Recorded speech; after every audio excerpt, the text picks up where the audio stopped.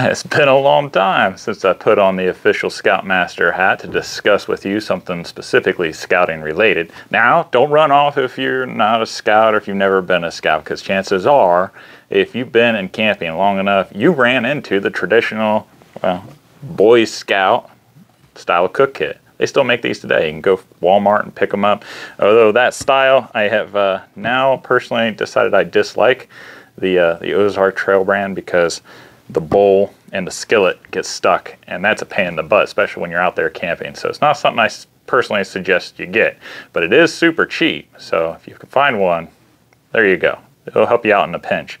But we're going to talk today specifically about how to date these old kits, because you can go to antique stores and chances are you go to like 1 out of 5 and you might probably find one of these, right? They're so common. They're synonymous with scouting, and they have everything you need to cook a proper meal.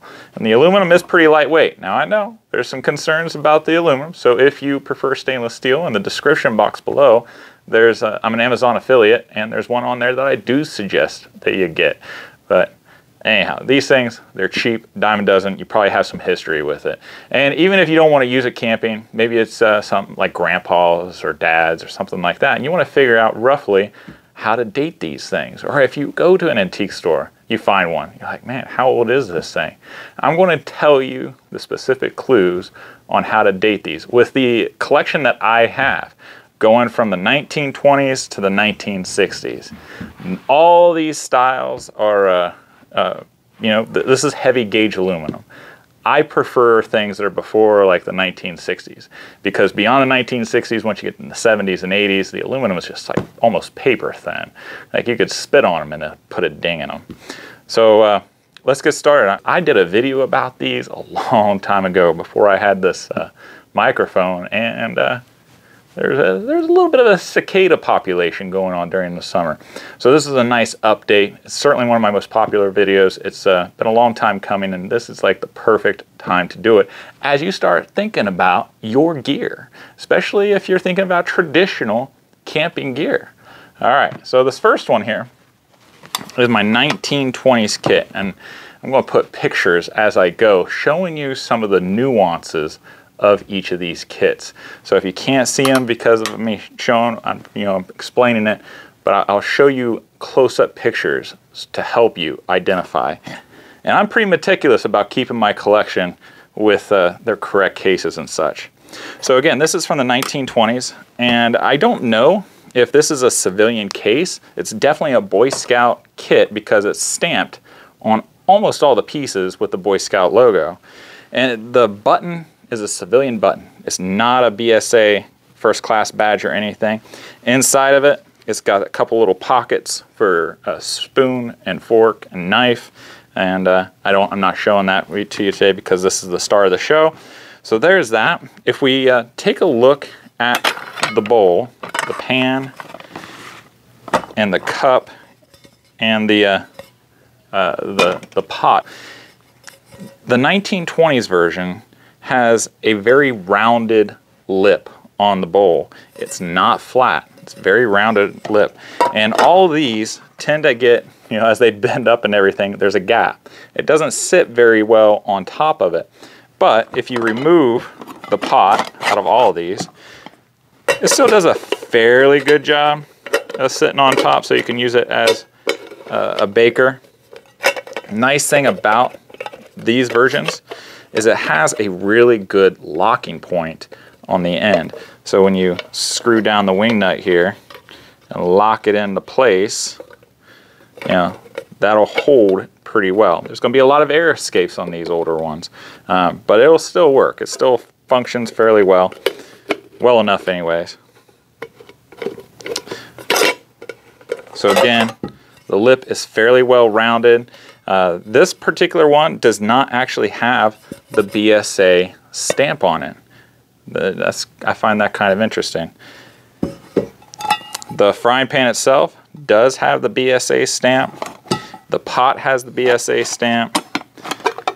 This cup does not have a B.S.A. stamp. So I'm going to put those over there. Another interesting thing to keep in mind are these little tabs up top, because the older they are, the flatter they tend to be, and the more evenly cut they tend to be. So the tabs are nice and flat and evenly spaced. There's no solder on them. It is just a pinch.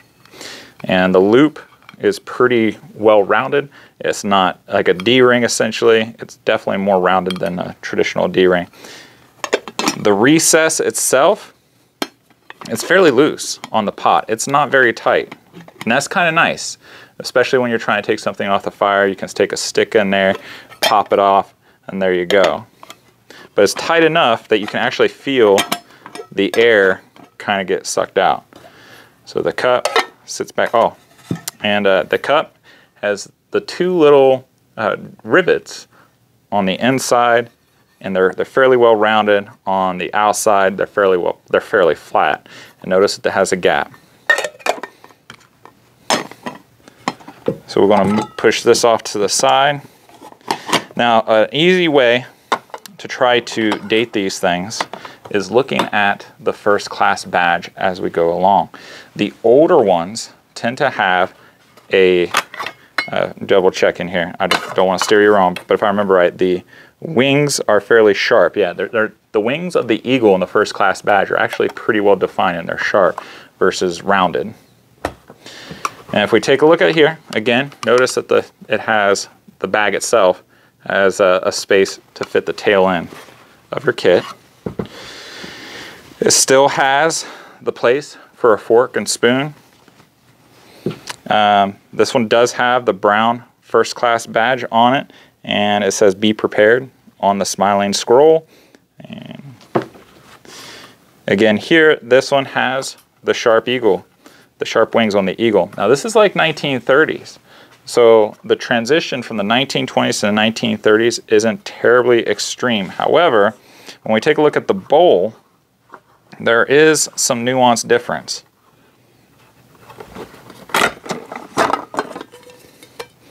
If we take a look at the 1930s bowl, it is fairly flat versus being more rounded.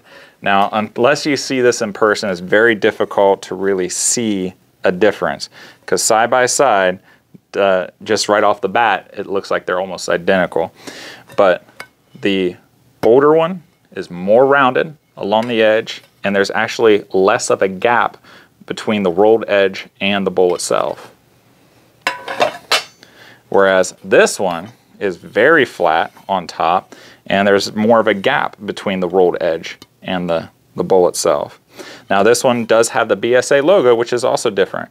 All of these are made from Wherever. So even this bowl, even though it doesn't have the Boy Scout logo, it is made by Wherever. It's got that stamp. And the numbers are also the same, 168 and 168. As we take a look at the pot here, the pots are fairly the pots are fairly identical, except for the rivets themselves. The rivets of the older ones protrude a little bit more than the 1930s ones. It's a little bit more refined. But everything else is pretty well identical. The cup, again, has the rounded rivets. It's a little bit more rounded on the inside than the other cup, and it's still kind of got that flat, still has the gap. The number is 893. Eagle, all matches. If we take a look at the lid from the 1930s to the 1920s, it actually, I mean, this might have just been a production mistake, but the lid itself, these little flap, one side is bigger than the other. The gauge of aluminum for the I don't know what to call it, whatever holds the D-ring on, is a lot thinner in the 1930s versus the 1920s version. And by the 1930s, the D-ring really becomes more defined and less rounded than the 1920s. What's also kind of nice about this whole thing is if I ever do get these kits mixed up, I can watch this video and figure out which kit goes to which. So we got the flat that goes with the 1930s, the rounded bowl that goes with the 1920s. We'll Push that off to the side. Now, if you like talking about vintage gear, if you like learning from others, I really enjoy learning from others, and I personally want to invite you to join the Traditional Camp Crafters Guild. So down below is the link. Just click on it. You can try for 5 free days. It's not even going to ask you for a credit card unless you decide to continue. So if nothing else, poke around, see the members, say hi, see if it's something for you. But there's no pressure whatsoever to join. And once you join, the price never goes up. You can always upgrade and get a little bit of discount if you want. But right now the price is $15 per month, which I know you spend probably that much or more on some other type of entertainment or on coffee or something else. And at least with this, you get the social experience. We have some events coming up. That's pretty cool. We've got roundtable events, the most recent one. If you get in this week, you can actually check it out. We got Sarge Vining coming on and doing a roundtable and a question and answer session. So it's a great community. I'd really like to see you on there. If nothing else, like I said, just to check it out. I think you won't be disappointed. Now, we're going to the 1940s, specifically during World War II. If you go and you find yourself a steel Boy Scout cook kit, guaranteed it's going to be made in World War II because of the war production needing the aluminum for the war effort. So for a period of time, they went to steel. Now, some of this is actually tin dipped steel, so it's not something you really want to just throw in the fire, otherwise the tin will melt off. But like this plate here, the bowl is tin dipped, which is really nice. It keeps it from rusting. The pot is tin dipped. The cup is tin dipped. The lid is tin dipped. And the fry pan itself is not. The fry pan itself is carbon steel. So everything about the fry pan can rust, so you want to make sure to coat it with oil. In fact, even the handle itself tells you to coat it with oil. So again, we're not even going to go into the detail about all the nuances of this one because everything is steel versus aluminum. The only difference is, actually no, there's no difference. Like all of it. All of this 1940s kit is steel. And if you take a look at the bottom, you can't even see the flaps because that has been soldered on. Notice the cup is more square shaped instead of more like teacup. This is even soldered, it's not riveted along the sides here. Maybe it's welded, I don't know, but it's definitely got like the tin coating on it. And the bowl, it has a nice shiny tin coating inside and it's rounded. So it's heavier duty, but in some ways it's kind of nice because aluminum does attract heat twice as fast and twice as much as steel, which kids tend to burn their food. So if anything, if you're going to teach a scout how to cook, you're probably better off teaching them how to cook it on these 1940s kits versus those aluminum. But if you're trying to save ounces, this is not the one to get because we're looking at like 2 pounds almost right here. It's pretty heavy.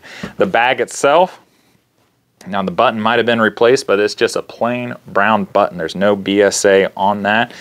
Inside of it, it has a little flap here. I don't know why. Maybe you could put your silverware in there because at this point in the game, they do not have the silverware pockets inside. But having a flap with a little pocket is pretty interesting. I don't think it would be for the silverware because as you're bending it, that's not going to work out very well. Maybe a towel or a handkerchief or something. But that's the 1940s kit. Now we're getting into the 1950s. Now this 1950s kit here, we do see some stark differences at this point. The lid is still flat. If we take a look at the lid of the pot, they're itty bitty tiny ears. They're not big at all. And definitely a stainless steel D-ring at this point. Definitely a stainless steel D-ring. The eagle itself, on all the different pieces here, the wings are more rounded instead of as sharp, like feathers, like pointed feathers. They're more rounded, and that's how you can tell if it's the 1950s. Another easy way to tell is by the B.S.A logo itself, because soon after, like 1952, 53, I can't remember off the top of my head, might have been 1954, but the B.S.A changed its New York logo in the 1950s to just the National Council. So I'm pretty sure it's 1952 or 53 is when the New York logo went away. So if you find yourself a mess kit and it's got a canvas cover and you can take a look at the B.S.A logo on the cover, then it's probably 1950s or before. Another nice thing is the 1930s is it has a very distinct yellow color to it. And as you get into the 1950s, it's a very dark green. Actually, very similar to this. However, this is 1960s. I know this is 1960s because it says National Council on top. If we take a look inside the case, this is unused. It has a diamond brand little tag inside of it. But the case or the kit itself is no longer made by wherever. Now we're looking at a Regal kit.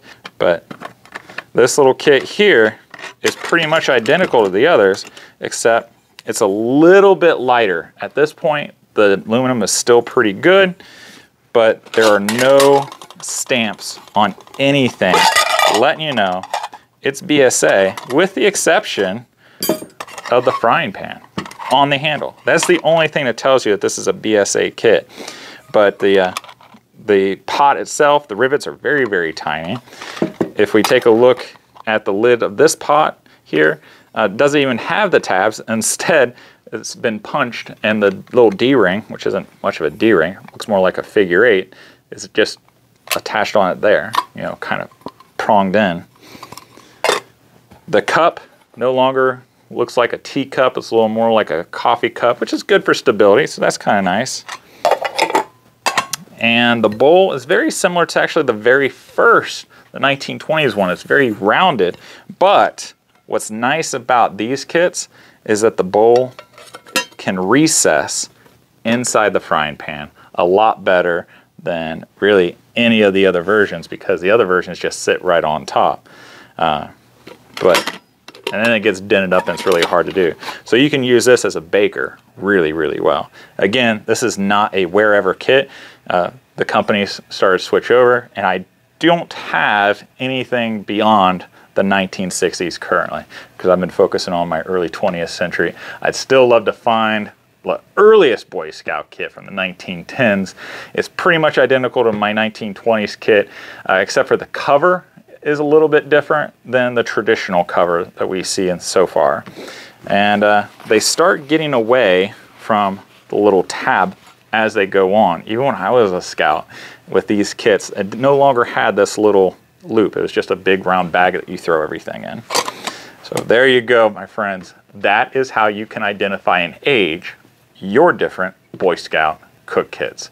So go out there, find yourself an antique store, or ask Grandpa or Dad if they have their old Boy Scout kit, and take a look and see. Because, you know, chances are, or there's a possibility at least, there's a possibility that the kits that you guys have might have been passed down, because these things last forever. And just like scouting today, if someone hears that, hey, you're in Scouts, here, take this. I was in Scouts once and I used this, or hey, I have no need for this.